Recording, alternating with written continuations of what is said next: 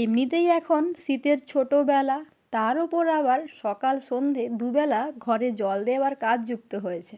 ইট গাঁথনি হওয়ার পর প্রথম 2-3 দিন ঈশার বাবা বাড়িতে ছিল, তখন এই কাজটা ও করতো।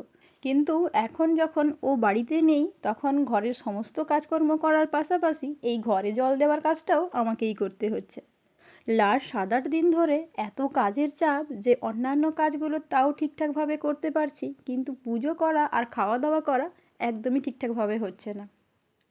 এই ঘরটা করতে গিয়ে অনেকগুলো টাকা খরচ হয়েছে, এখনও আরও অনেক টাকা খরচের ব্যাপার রয়েছে।